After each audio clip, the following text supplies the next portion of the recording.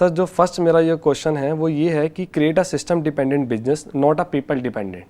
कई बार क्या होता है कि मैं भी एक कंपनी रन करता हूँ अपनी, तो जो भी मेरे एम्प्लॉयज़ हैं जो कुछ भी वो करते हैं, कई बार क्या होता है कि सर मैं उनके साथ इन्वॉल्व हो जाता हूँ। तो उस वहाँ से हटकर मुझे अपना ध्यान जो है अपकमिंग प्रोजेक्ट्स पे, जो बड़े बड़े प्रोजेक्ट्स मुझे और लाने अपनी कंपनी के लिए, तो वहाँ पे मैं कैसे काम करूँ कि जो सिस्टम है पूरा का पूरा वो मतलब पीपल डिपेंडेंट सिस्टम नहीं होना चाहिए। एक सिस्टम होना चाहिए कि मुझे हर एक चीज़ अपडेट रहे टाइम टू टाइम। आपका क्या बिजनेस है? किस सर मेरा जो पूरा बिजनेस है वो ई कॉमर्स सर्विस प्रोवाइडर का बिजनेस है।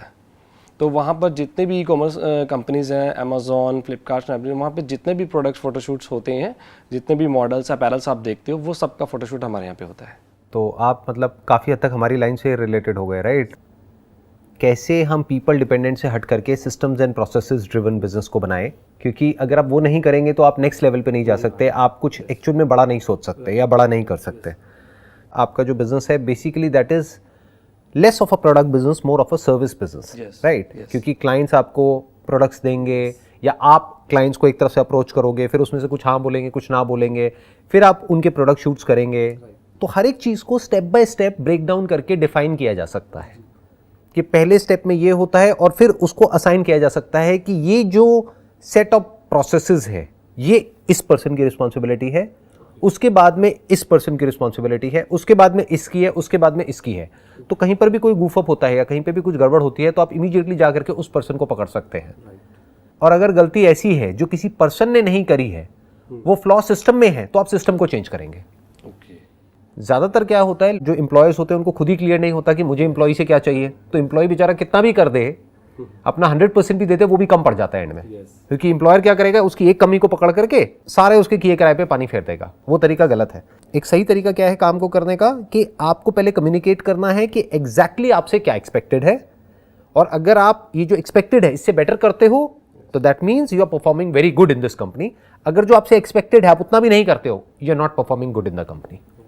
तो हर एक चीज को स्टेप बाय स्टेप आपने कन्वर्ट कर दिया, राइटिंग में कन्वर्ट कर दिया।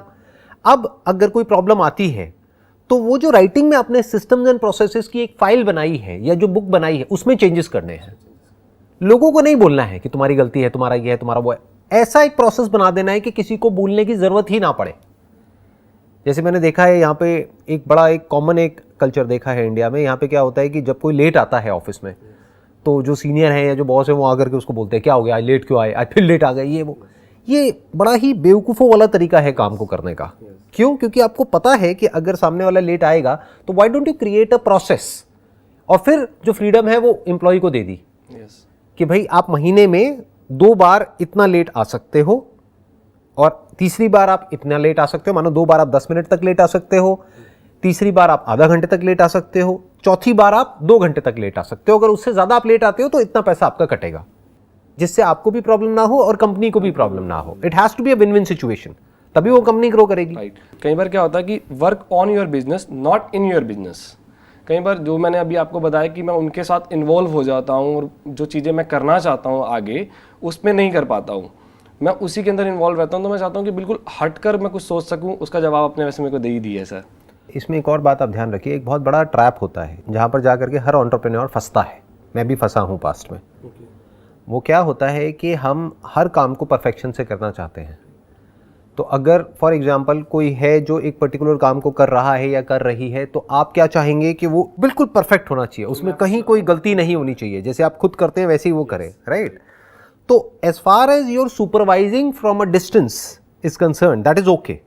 But if you are getting involve in their day to day task, then the problem is कि अब वो इनिशिएटिव लेना बंद कर देंगे। जब आप उनके सर पे खड़े हैं तब तो वो काम करेंगे, जब नहीं है तो काम नहीं करेंगे। तो it has to be, again I am saying that, कि वो बेसिकली बिल्कुल क्लियर होना चाहिए कि आज आपसे क्या एक्सपेक्टेड है, इस वीक में आपसे क्या एक्सपेक्टेड है, अगले 1 साल में आपसे क्या एक्सपेक्टेड है। That must be very very clear to you and to them, ताकि उनको क्लियर पता हो कि अच्छा काम मतलब क्या और बुरा काम मतलब क्या। ताकि फ्यूचर में अगर आपको किसी को निकालना भी पड़े अपनी कंपनी से, तो you must give a proper reason, a proper explanation कि बेसिकली ये प्रॉब्लम थी जो यहाँ पर ये लिखा हुआ था, इसकी वजह से हमको ये एक्शन लेना पड़ रहा है। कई बार एक्शंस लेने पड़ते हैं। जैसे कुछ चीज़ें हैं जिसको आप टॉलरेट नहीं कर सकते अपनी कंपनी में, अगर उसको आप टॉलरेट करते हैं तो क्या होगा, पूरा का पूरा सिस्टम ही खराब हो जाएगा। जैसे बोलते हैं ना, एक मछली पूरे तालाब को गंदा कर देती है।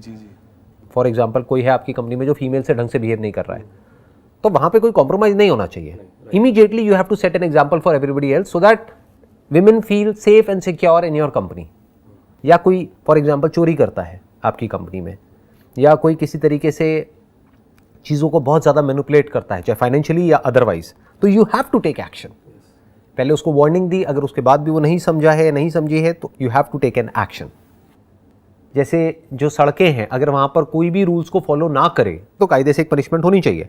अगर कोई रूल्स ही ना हो, या रूल्स तो हो नाम के लिए बट उसको कोई सुपरवाइज ना करे या कोई मॉनिटर ना करे, तो गन मच जाएगा।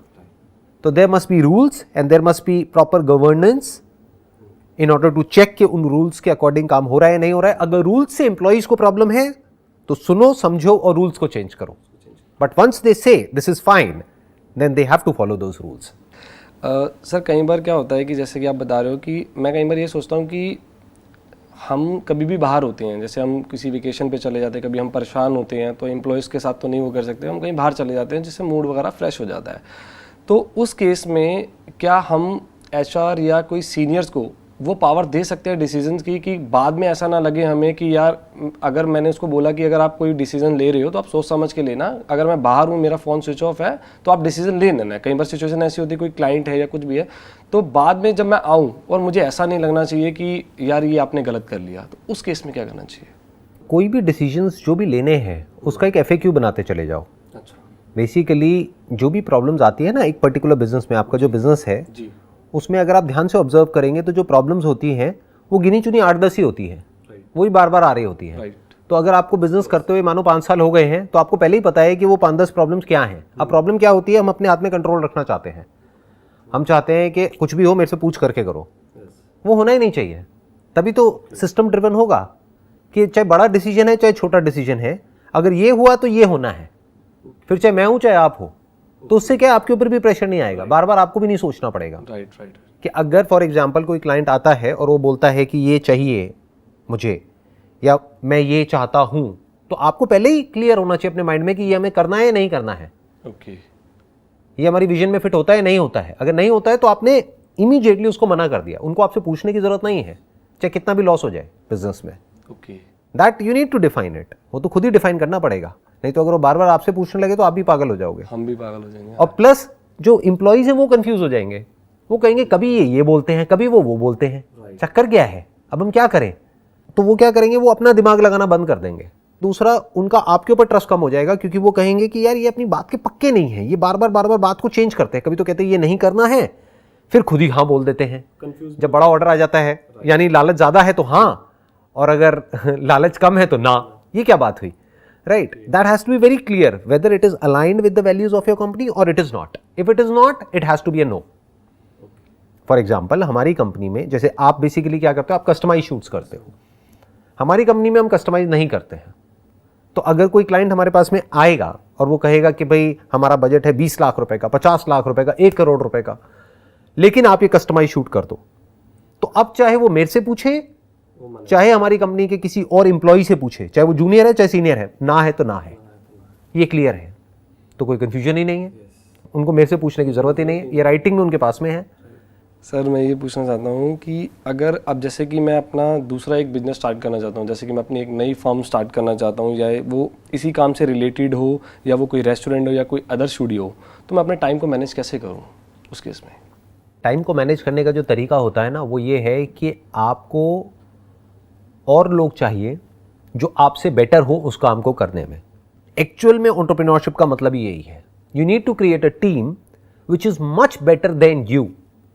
You need to empower people in such a way कि वो बेसिकली एक छोटे से एस्पेक्ट में स्पेशलाइज्ड हो जाए और वो आपसे लाख गुना बेटर हो जाए, और उन सबको मिला करके जो बनेगा ना, वो आप सपने में भी ना सोच सके करने का, तब आप कह सकते हो कि अब आप एक अच्छा बिजनेस कर रहे हो। Real entrepreneurship means to find people who are passionate about doing something और फिर उनको हैंड ओवर कर देना, और सिर्फ दूर से एक नजर रखना, यानी कि एक रिपोर्टिंग सिस्टम रखना कि हमें पता हो कि जो हमारी विजन है वो उनके एक्शन से अलाइंड है या नहीं है, और पूरी तरह से कंट्रोल उनके हाथ में दे देना। फॉर एग्जाम्पल, अभी आप एक बिजनेस कर रहे हैं, अब आपने एक और बिजनेस किया, तो उस बिजनेस के कोई और हेड है। हो सकता है आपकी एग्जिस्टिंग टीम में से आपको किसी के अंदर वो क्वालिटीज नजर आ रही हो, या वो पर्सन उस बिजनेस को हेड करना चाहता है। जैसे अभी आपने कहा कि हम फोटोग्राफी का कर रहे हैं, अब साथ में हम रेस्टोरेंट ओपन करना चाहते हैं, तो हो सकता है आपकी इसी टीम में से आपको एक पर्सन नजर आए जो बहुत ही सिंसियर है काम को लेकर के, और आप उसको बुला करके उससे पूछते हो कि भाई देखो ऐसा मैं कुछ सोच रहा हूँ, do you want to head that department of our company.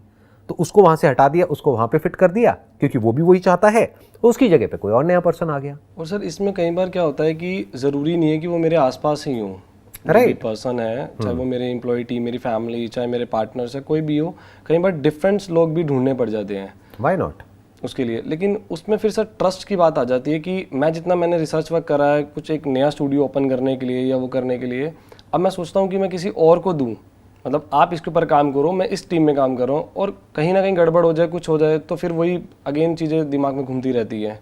इसीलिए मैंने कहा ना कि बेसिकली आप किसी नए को पूरी तरह से हैंडओवर नहीं कर सकते, पुराने के किसी ना किसी तरीके से उसमें इन्वॉल्वमेंट होनी ज़रूरी है, क्योंकि उसको पता है कि आपकी विजन क्या है। जो इंसान आपके साथ में पिछले 5 साल से है, तो आपको एग्जैक्टली पता है कि वो इंसान क्या है at the level of their actions, not what they are saying during the interview. क्योंकि आप किसी नए से मिलोगे इंटरव्यू में तो सब कुछ अच्छा ही बोलेंगे, उनसे पूछो what are your strengths and weaknesses, तो वो अपनी वीकनेस को भी ऐसे बताएंगे जैसे कि उनकी बहुत बड़ी स्ट्रेंथ है। My weakness is that I am a workaholic, that I am a perfectionist. अच्छा, ये वीकनेस है। तो इस चीज को ध्यान में रखना है कि इसको नहीं देखना है कि वो बोल क्या रहे हैं, इसको देखना है कि वो कर क्या रहे हैं, एक्चुअल में उनकी लीडरशिप क्वालिटीज अच्छी हैं या नहीं है, एक्चुअल में वो टीम प्लेयर हैं या नहीं है। इसीलिए मैं कह रहा हूं कि ये जो टीम बनती है ना, धीरे धीरे ज्यादातर बिजनेसेस को ऐसे ही बड़ा किया जाता है। अगर वहां पे एक नया सीईओ भी अपॉइंट किया जाता है किसी दूसरे बिजनेस में, तो पुराने में से किसी ना किसी पर्सन को उसको असिस्ट करने के लिए वहां पर भेजा जाता है, so that you know what exactly is going on in that business on a day to day basis. नहीं तो आपको पता कैसे लगेगा? कोई नया आदमी आया तो वो तो आपको कुछ पता ही नहीं है, उसकी और आपकी विजन तो अलाइंड ही नहीं है, वो अलाइन होने में ही 6 महीने साल लग जाएंगे। And there is a strong possibility कि हो सकता है वो बंदा, जैसे 3 महीने का प्रोबेशन पीरियड होता है, तो या तो वो खुद छोड़ के चला जाएगा या फिर आपको ही उसको बोलना पड़ेगा कि नहीं हमारी विजन अलाइन नहीं हो रही, तो अब आप जाइए। तो अगर वो जाइए तो और कौन है वहां पर संभालने के लिए? राइट। तो that's what I am saying, that you need to build a core team of people which is like a family. तो उसी में से आगे डेलीगेट करना होता है और फिर बिजनेस को एक्सपैंड करना होता है। दोनों में फर्क समझ आया? एक है अ पर्सन जिस पे आपको ट्रस्ट है, और एक है वो पर्सन जो कैपेबल है। जरूरी नहीं है कि जिस पे आपको ट्रस्ट है वो कैपेबल भी हो। यस। तो ये भी एक बहुत बड़ी गलती होती है जो कई बार एंटरप्रेन्योर्स कर देते हैं कि एक पर्सन है वो कैपेबल तो है नहीं, उसको ले जा करके बिठा दिया वहाँ पे हेड बना दिया। अब बाकी के लोग कह रहे हैं किसको बिठाया हुआ है, इसको अकल तो है नहीं ना, इसको कुछ आइडिया है, इससे ज़्यादा तो हमको पता है। तो उसको आपने हेड नहीं बनाया, उसको असिस्ट करने के लिए वहाँ पर बिठा दिया, बट हेड कोई और है जो उस फील्ड का एक्सपर्ट है। जैसे रेस्टोरेंट का बिजनेस है तो हेड कौन है? जो शेफ है, जिसको 10 साल का एक्सपीरियंस है, वो और शेफ्स को बताएगा ना कि वो क्या सही कर रहे हैं, क्या गलत कर रहे हैं। अब अपनी पुरानी टीम में से अपने कंफर्ट जोन की वजह से आपने कहा कि मेरे को इस पे बड़ा विश्वास है, तुम हेड करो। अब वो जा करके उनको बता रहा है तुमने ये कर दिया, वो कर दिया, अब इसका टेस्ट अच्छा नहीं है, वो कोई सुनेगा ही नहीं उसकी। वो कहेगा कौन है ये, क्यों मेरा सर खा रहा है ये, समझ गए? तो बंदे ही नहीं टिकेंगे, तो लोग नहीं टिकेंगे आपके वहाँ पे कंपनी पे। Sir, what is the source of your positive energy always? I won't call it positive energy, I would call it a solution oriented approach। कि बेसिकली ये पॉजिटिव एनर्जी जो वर्ड है ना, ये मेरे को पर्सनली पसंद नहीं है। लोग जोड़ देते हैं मेरे नाम के साथ में मोटिवेशनल स्पीकर, पॉजिटिव थिंकिंग। अब लोग क्वेश्चंस ही ऐसे पूछेंगे तो मेरे को जवाब भी वैसे ही देने पड़ेंगे ना, क्योंकि जैसे सामने से क्वेश्चंस आएंगे मुझे उसी लेवल पर आकर के उनसे बात करनी पड़ेगी, नहीं तो वो डिस्कनेक्ट हो जाएंगे। राइट। तो अगर कोई पूछेगा how to be positive all the time, how to be happy all the time, तो मुझे शुरू तो वहीं से करना होगा। लेकिन अगर आप ध्यान से मेरे सेशंस को ऑब्जर्व करेंगे, I always say look at reality as it is. Reality को समझो, रियलिटी में अगर प्रॉब्लम है तो उसका सॉल्यूशन निकालो, अगर प्रॉब्लम नहीं है तो उसको समझो, और जब समझ लेते हो तो वो प्रॉब्लम डिसॉल्व हो जाती है। और दूसरा क्या होता है कि हमें खुद अंदर से समझ आ जाता है कि अच्छा इसका आंसर ये है कि मेरा ये बिहेवियर है जिसकी वजह से प्रॉब्लम हो रही है, तो let me change my behaviour, not the other person's behaviour. That is one way of looking at it. Second is accepting the person as he और she is, that is second. Third is कि अगर actual में problem है तो ये नहीं कि अपने मन में कुछ भी सोचे चले जा रहे हैं, जा करके उसको बोला, लड़ाई होती है होने दो, इससे ज्यादा क्या होगा? डरना क्या है? डर डर के क्यों जीना है? या तो थोड़ी देर की होगी या हो सकता है परमानेंट ही हो जाए, रिलेशनशिप खत्म हो जाए, होने दो।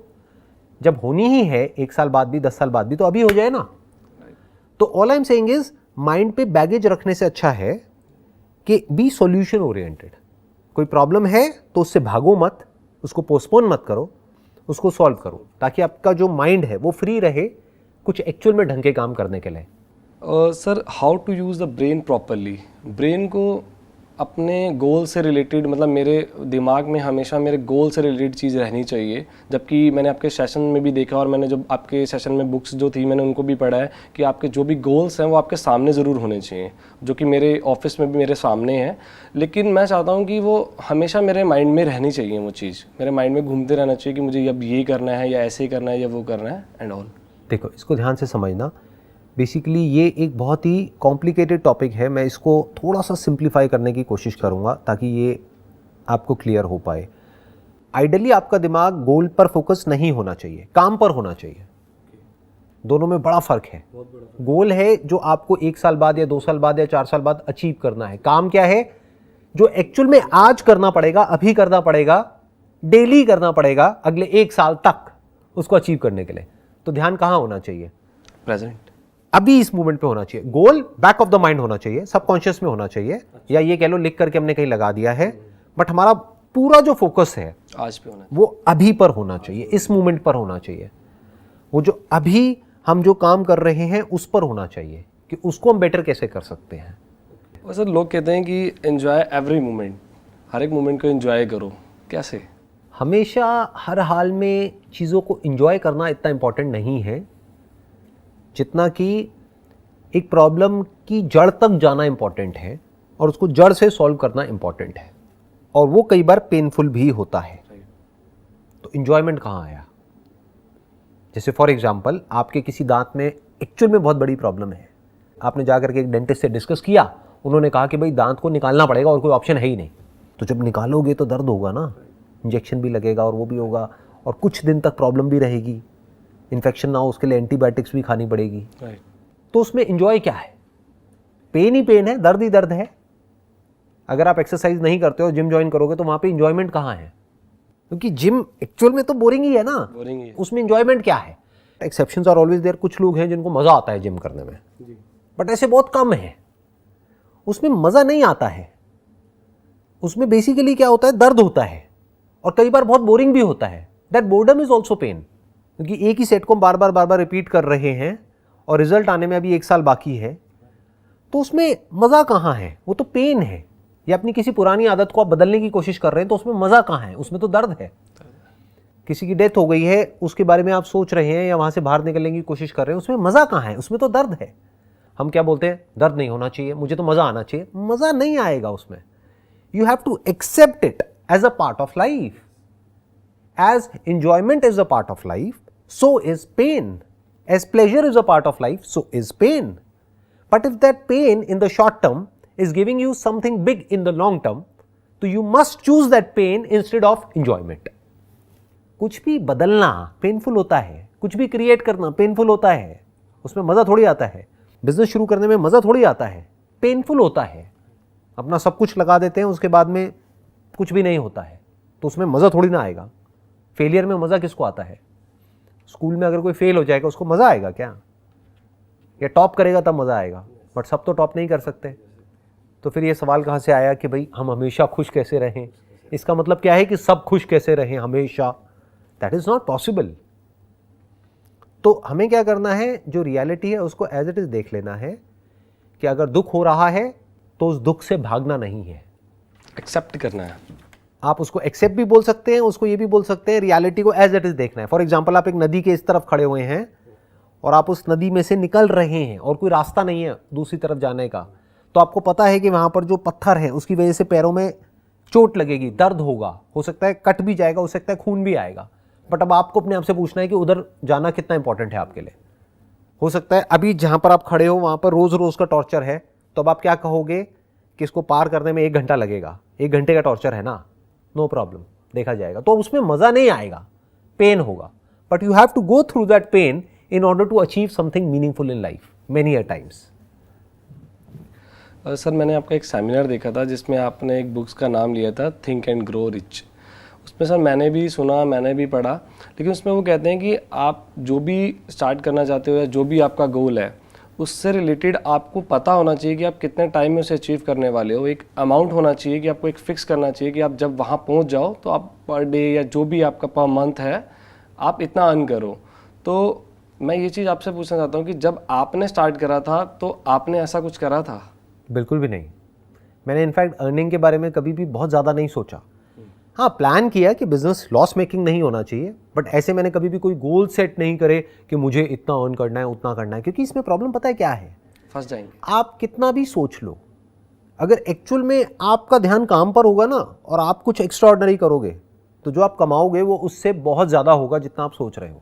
राइट। ये बात बहुत लोगों के लिए डाइजेस्ट करना बड़ा मुश्किल है, बट अगर मैं अपना एग्जांपल दूं तो जहां तक भी मैंने सोचा था, मैं एक टाइम पे ये सोचता था कि अगर इतना हो गया तो बहुत है, मैं तो फिर उसके बाद में ना बस मज़े आ जाएंगे, ये हो जाएगा वो हो जाएगा।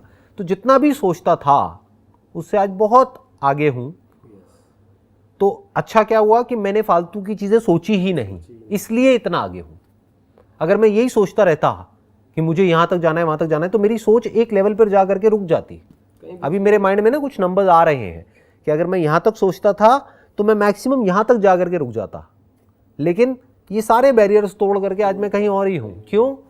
क्योंकि मैंने कभी इसके बारे में सोचा ही नहीं कि क्या होगा, कितना होगा। बस इशारे में ये बोल सकता हूँ जितना भी सोचा था उससे बहुत बड़ा मैं ऑलरेडी अचीव कर चुका हूँ। सर आपके पास हर एक प्रॉब्लम का सोल्यूशन है। अब जैसे कि मैं आया हूँ और भी लोग Q&A में आते हैं, आपके पास सबके जवाब हैं, तो वो कैसे सर? उसके पीछे एक रीज़न है ना कि जो भी आप मेरे से अभी क्वेश्चंस पूछ रहे हो वो सारे एंटरप्रेन्योरशिप से रिलेटेड है। अगर आप मेरे से कोई ऐसे क्वेश्चंस पूछते जो मेरी लाइन से रिलेटेड नहीं है तो मैं बोल देता मेरे पास में जवाब नहीं है। अगर आप आ करके मेरे से अभी पूछते कि भाई ये एंट्रेंस है उसको मुझे क्रैक करना है, मैं कैसे करूँ, तो मैं कहूँगा मुझे नहीं पता। जा करके अपने प्रोफेसर से पूछो, अपने टीचर से पूछो, या ऐसे किसी इंसान से पूछो जिसने वो क्रैक कर लिया है। आप मेरे से अभी एंटरप्रेन्योरशिप के बारे में पूछ रहे हो, मुझे पता है। माइंड के बारे में पूछोगे, पता है। क्यों? क्योंकि माइंड तो है ना मेरे पास में, एंटरप्रेन्योरशिप मैंने करी है तो मुझे एक्सपीरियंस है प्रैक्टिकल। रिलेशनशिप के बारे में पूछोगे, मुझे पता है, I been in a relationship. तो अगर आप किसी ऐसी चीज़ के बारे में पूछोगे जिससे रिलेटेड मेरे पास में फर्स्ट हैंड एक्सपीरियंस है, तब तो मैं बोलूँगा आपको कि मेरे पास में उसका आंसर है। बट अगर आप मेरे से कोई ऐसा क्वेश्चन पूछोगे जिसकी मेरे पास में हो सकता है थ्योरेटिकल नॉलेज तो है बट कंप्लीट नॉलेज नहीं है, तो मैं इमीडिएटली वहाँ पे बोल दूंगा आपको कि मेरे पास में इसका आंसर नहीं है। सर मैं आपकी डेली रात को अफर्मेशंस, जो सुबह मॉर्निंग की अफर्मेशंस होती हैं, वो सुनता हूँ, जबकि वो आपने कहा था, मैंने आपके सेमिनार में सुना था, वो आपने अपने लिए रिकॉर्ड करी थी। लेकिन वो भी मैं सुबह की भी मॉर्निंग में सुनता हूँ और शाम की भी मॉर्निंग में सुनता हूँ। ये लास्ट है, शाम की मॉर्निंग में सुनते हो? सॉरी। जो सुबह की है वो मैं मॉर्निंग में सुनता हूँ और जो रात की आपकी 7 मिनट कुछ सेकंड्स की है वो मैं रात को सोने से पहले मेडिटेशन के बाद वो सुनता हूँ। तो उसमें कुछ एक लाइनें हैं, बस लास्ट इसको फिनिश करता हूँ। प्लीज़।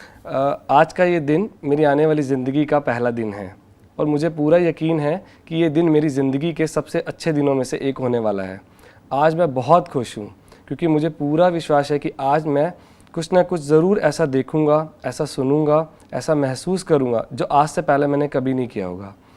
और मेरा भी मानना यह है कि जो कुछ भी होता है वो सब अच्छे के लिए होता है। और सर मेरी जितनी भी थिंकिंग है, मेरी जितनी भी मेंटालिटी है, जितना भी मैं इंस्पायर हुआ हूँ just because of you and my mom dad, और इन फ्यूचर में भी मैं जो कुछ भी अचीव करूंगा सर वो just because of you sir. Thank you so much sir, thank you so much. It was my pleasure sir, it was my pleasure. Thank you so much sir.